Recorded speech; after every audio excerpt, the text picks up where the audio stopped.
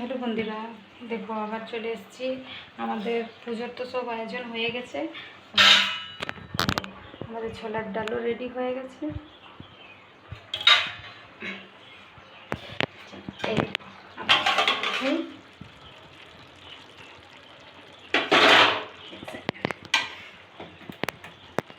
দেখাচ্ছি। এই দেখো আমাদের 5 মেশালি সবজিও তৈরি হয়ে গেছে।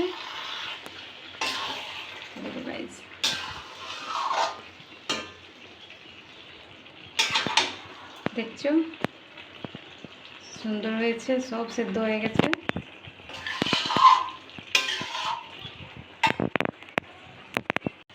তো আমাদের তো সবজি হয়ে গেছে, ডালও হয়ে গেছে, লুচি ভাজলেই হয়ে যাবে।